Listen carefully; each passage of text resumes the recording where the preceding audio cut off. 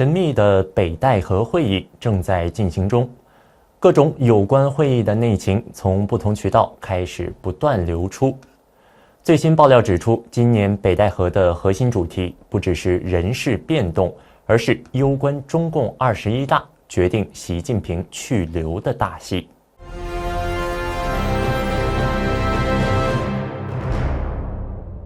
各位观众朋友，大家好，这里是大时局要闻透视，我是燕青。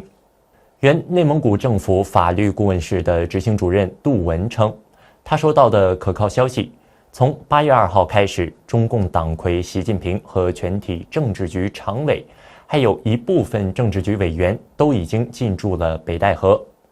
而且中南海的核心部门中共中央办公厅有差不多1/3的工作人员整个都搬过去了。杜文说，今年北戴河最核心的议题是秘密敲定2027年，也就是中共21大的中央委员，甚至是一部分政治局委员的人选。你没听错，人事安排提前了整整2年。为什么这么着急？杜文的分析是，这背后是一套复杂又耗时的权力布局流程。2027年要开中共21大，选出新的中央领导层，但在这之前，从明年开始，全国的乡、县、市、省各级中共党委都要换届，这些位置上的人很多就是未来中央委员的候选人，所以高层必须提前把自己人安插到关键岗位上。名单圈定之后，中组部纪检系统还要花大量时间去做政治审查，也就是政审，确保每个人都绝对忠诚，没有问题。然后地方的组织部门还要操作，确保这些被内定的人能顺利当选中共21大代表，最后才能进入中央委员会。那这个过程需要大量的时间和空间来运作，所以现在北戴河谈的就是未来5年甚至更长时间整个中国政治的路线图。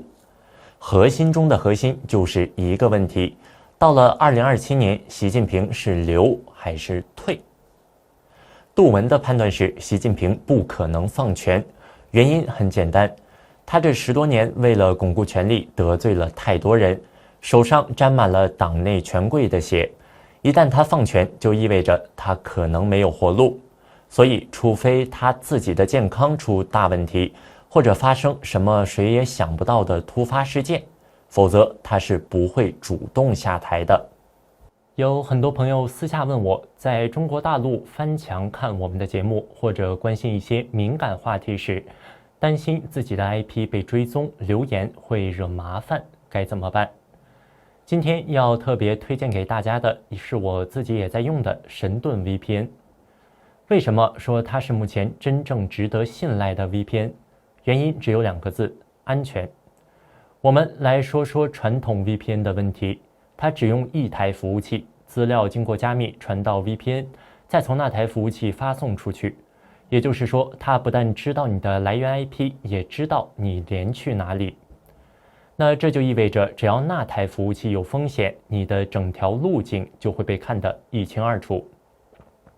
而神盾 VPN 采用的是独家技术，双节点 P2P 加密结构，资料会经过2台服务器传送。第一台只知道你的来源 IP， 第2台只知道你要连的目的地。2台之间端对端加密，任何单一节点都无法还原整条通讯路径，连神盾自己都无法追踪你在网络上的行踪。这不是我说的，是技术设计上的原则。除了安全，速度和稳定性也非常重要，神盾 VPN 的表现也很出色。看 4K 的 YouTube 视频、打游戏、开视讯会议都不卡，全球服务器自动切换，随时连最近最快的节点。一个账号可以在手机、电脑、平板上全家都能用。那现在购买2年方案还能享65折优惠，输入我们的节目专属优惠码大时局，再打9折，30天内不满意全额退款，无风险适用。官方网站请到神盾 VPN.net， 或者点击节目下方链接描述栏置顶留言查看详情。这是在现在的环境下少数我会放心推荐的 VPN 工具。不止翻墙，更是为了资讯安全与言论自由建立一道真正的防线。说到权力斗争，这才是中南海秘闻里最精彩也最扑朔迷离的部分。现在各种传闻满天飞，真假难辨，但我们能从这些传闻里嗅出不同政治派系之间的角力。我给大家梳理一下现在流传最广的剧本。那是有传闻说，以胡锦涛为代表的一些党内元老主张，为了大局稳定，让习近平继续担任国家主席到2027年的21大，这样可以对外显示高层是团结的。然后在中共21大上推举团派的胡春华来主政，继续走邓小平的改革开放路线。至于更敏感的政治体制改革，可以再往后拖，到中共22大再说。这个方案听起来很稳妥，但有个技术问题。中共国家主席一届任期是5年，习近平已经干了3年，如果让胡春华接，他可能只剩下7年任期。所以又有人提出2种解决方案，要么胡春华只接中共总书记和军委主席，不做国家主席，这样可以干满10年。要么呢是干脆把中共21大推迟到2030年开，让胡春华能有完整的任期。历史上毛泽东也干过这事儿，把9大延期了13年。还有就是温家宝和汪洋的立即改革方案，这个剧本就激烈多了。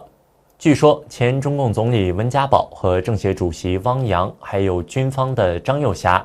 坚决要求习近平在即将召开的中共4中全会上就下台，由汪洋来接管全局，并且立刻开始政治体制改革，清除习近平这几年的余毒，目的是为了挽救共产党的政治生命。据说双方争执不下，温家宝和汪洋甚至放了狠话，如果中央决定不启动改革，他俩就彻底退出政坛，回乡养老，再也不管了。这简直就是政治上的最后通牒。当然呢，这些都是传闻，我们无法证实，但这些传闻能在体制内外流传，本身就说明了问题的严重性。不过最近确实出现了一些值得注意的蛛丝马迹，似乎印证了去习化的趋势。第一个信号来自军队，今年中共8·1建军节，驻香港和驻澳门部队的司令员发表讲话，通篇只提听党指挥，或者是贯彻党中央和中央军委的决策部署，完全没有提习近平3个字。这和他们前年高喊深入贯彻习近平强军思想，坚决听从习主席指挥的态度形成了鲜明的对比。在中共的政治语境里，该提的名字不提，这本身就是一种强烈的政治信号。第二个信号呢，来自地方大员，新疆的党委书记陈小江在慰问部队的时候，官方的新闻稿里居然没有提2个确立和2个维护这2个标志性的习式政治口号，这在今天几乎等同于公开和习近平做切割。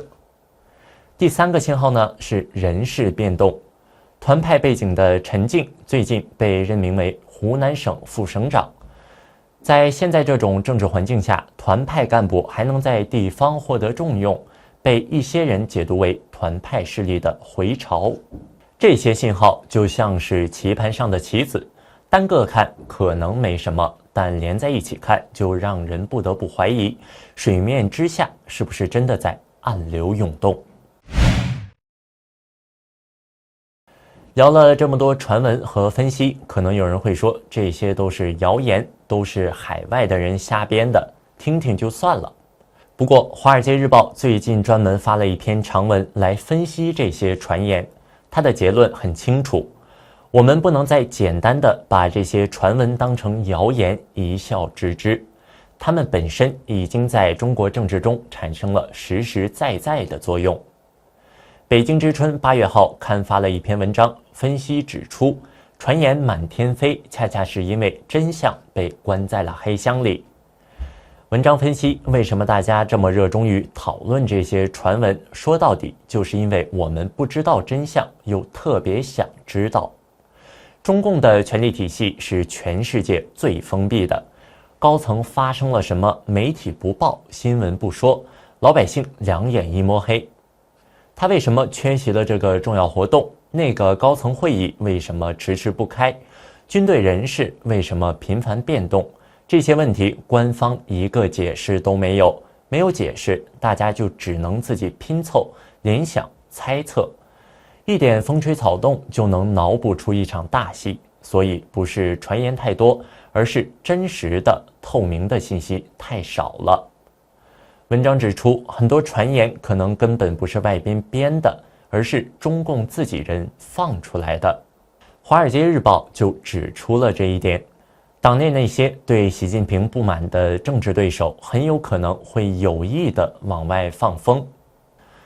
比如放出消息说他身体不行了，或者他要被逼宫了，或者军方对他不满了。这些说法在网上传播，目的可能就是为了动摇他的权威，试探各方的反应，给自己积聚力量。说白了，这些密信和传闻本身就是中共内部权力斗争的一种武器。你以为是反贼在造谣，可能背后是中南海的自己人在放话。而习近平的反应恰恰证明他非常在意这些传言。如果这些传言真的无足轻重，那他为什么要花那么大的力气去搞言论管控，去删帖、抓人、封号呢？一个真正稳如泰山的领导人，需要天天害怕老百姓听说什么吗？这几年言论压制到了一个什么程度，大家心里都有数。微博上不敢说，微信群里不敢聊，转发点赞都可能被喝茶。这恰恰说明他们很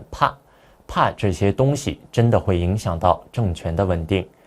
有时候不是因为你说的不对，而是因为你可能说的太对了。文章指出，这种传言政治是中共体制的必然产物。在一个正常的社会，你不需要靠小道消息去了解国家大事，但在中国，大家只能靠揣测、靠八卦、靠听来的消息，因为根本没有正常的信息渠道，也没有新闻自由。政治学者唐志学说得很清楚，传言是中共体制的一部分，而且这种现象不是中国独有的。苏联解体之前，克里姆林宫的各种流言蜚语比今天的中南海有过之而无不及。结果呢，我们都知道了。文章说，传言本身可能不会直接导致一个政权崩溃，但它反映的是一种深层次的危机，一种信任的全面丧失，一种整个体系正在走向崩坏的感觉。你可以选择相信，也可以选择不信，但你不能说这些传言没有任何意义。文章指出，当整个社会被压到只能靠密信、靠风声来揣测政治动向，这本身就是一种政治病态。而这种病态一旦到了极点，往往就是大事发生的征兆。中南海的密文从来不只是八卦，它反映了权力的不透明、民间的焦虑、党内的内斗、社会的不信任以及制度本身的紧张。所以别再用谁造的谣来转移焦点了，真正该问的是，为什么这个体制连一点真实都不敢给人民？文章最后说，在黑箱之中，风声就是预警。好了，今天就和大家聊到这里。关于北戴河和中南海的局势，不知道您有什么看法？欢迎在评论区留下您的观点。这里是大时局要闻透视，感谢您的陪伴与思考。请订阅、分享并打开小铃铛，和我们一起在动荡中坚守真相，在黑暗中点燃希望。